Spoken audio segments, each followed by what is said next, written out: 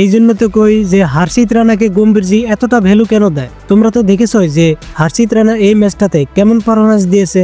মানসি ভাই সে লাস্ট টাইমে তেমন কিছু পারফরম্যান্স দিতে পারেনি, বাট প্রথম থেকে দেখো সে আমাদের সব ব্যাটসম্যান আউট যাওয়ার পর সুন্দরভাবে ব্যাটিং করে, যেটা মনে হচ্ছিল যে সে একজন ব্যাটসম্যান। সেই স্টাইলে ব্যাটিং করে আর কি 24 রানস বানায় নট আউট থেকে। আর বোলিং এ দেখো সে মেইন ব্যাটসম্যান ট্রেভিস হেডের উইকেট নেয়, পরে আবার ম্যাথিউ শর্টের উইকেটটাও নিয়ে নেয়। কিন্তু শর্টের এই 74 রানস আসতেই পারতো না যদি সিরাজ ভাই সেই ক্যাচটা ধরে নিত। আসলে সে যেমন ভাবে ট্রোল হয়েছিল কিছুটা মানে আর কি মিটমাট হয়ে গেল যে না সে একজন ভালো খেলোয়াড়। তো যাই হোক বন্ধুরা, প্রথমে তো সাবস্ক্রাইব করে নাও, কারণ এই ধরনের ক্রিকেট ডোজ পেয়ে যাবে এই চ্যানেলে।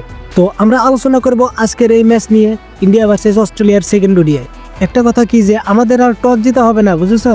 কি শনি টাইনা লেগেছে ভাই আমাদের, না মানে লাগাতার 14টা টস হেরেছি আমরা ইন্টারন্যাশনালে। এদিকে আবার উমেন্স ক্রিকেটেও জিততে পারছে না আমাদের হরমনপ্রীত কৌর। তো যাই হোক ফাইনালি রোকো জুড়ি থেকে একজন খেলেছে, ইয়েস গাইস, রোহিত শর্মা।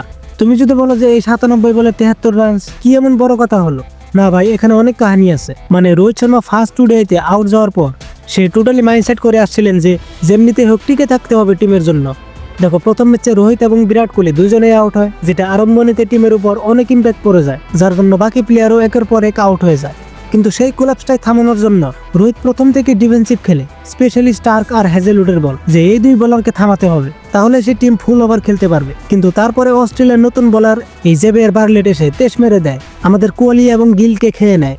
বন্ধুরা, বিরাট কোহলির এই দ্বিতীয় ডাক আউট নিয়ে স্পেশালি ভিডিও বানানো হয়েছে, তোমরা গিয়ে দেখে আসতে পারো যে আসলে কি সেই রিটায়ারমেন্ট করতে চলেছেন কিনা। পরে এদিকে রোহিত শর্মা 73 রানস করার পর তিনি অস্ট্রেলিয়ার সাথে সব থেকে বেশি রানস করার লিস্টে আসে, মানে 2 নম্বরে আসে, যেখানে সচিন টেন্ডুলকার 1 নম্বর এবং এখন বিরাট কোহলি 3 নম্বরে আছে। আর উনি এই অস্ট্রেলিয়ার এডিলেড স্টেডিয়ামে হাইয়েস্ট স্কোরার হয় ফর ইন্ডিয়া। পরে এদিকে শ্রেয়স আইয়ার আকজার ভালো খেলে, বাট রাহুল আনএক্সপেক্টেডলি আউট হয়ে যায় জাম্পার বলে। শুধু রাহুলই না, জাম্পার টোটাল 4 উইকেটস নেয়, শ্রেয়স আইয়ার, আকজার প্যাটেল, রাহুল এবং এনকেআর, নীতিশ কুমার রেড্ডি। তারপর হার্ষিত রানা কিছুটা খেলার পর আমাদের টোটাল স্কোর হয় 264, যেটা ম্যাচ জেতার স্কোর তো বলা যায় না, বাট ফাইট করার জন্য স্কোরটা হয় আর কি। পরে নেক্সট অস্ট্রেলিয়ার ব্যাটিং থেকে এটা ভালো লেগেছে যে ওদের প্রথম থেকে বড় প্লেয়ার একটা না একটা আউট হয়ে যায়। হর্ষদীপ সিং অসাধারণ ভাই, সে প্রথম ম্যাচেও, যেটা কালকে হর্ষদীপ সিং ট্রেভিস হেডকে আউট করে দেয়, এবং আজকে সেই হর্ষদীপ সিং মিচেল মার্শকে আউট করে দেয়। বাট আজকে ট্রেভিস হেডও বেশি খেলতে পারে না, কিন্তু ওদের এই শর্ট আর কোনো বড় ইনিংস খেলে দেয়। লগে মিচেলের লগে ভালো রান করে 3টা 6 মেরে। এখানে হয়তো তোমরা ভেবেছিলে যে ওদের এই প্রথম কটা ব্যাটসম্যানের উইকেট নিলে মানে হয়ে যাবে, বাকি নতুন প্লেয়ার কাম হবে না।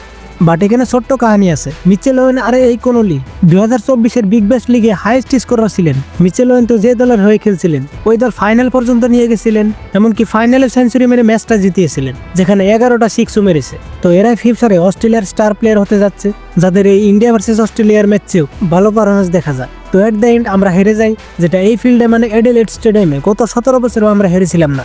তো বন্ধুরা, তোমাদের খেলাটা কেমন লেগেছে কমেন্টসে বলে দিও, এবং এই ভিডিওটি ভালো এবং ইনফরমেটিভ লাগলে সাবস্ক্রাইবটা করে দিও আর কি।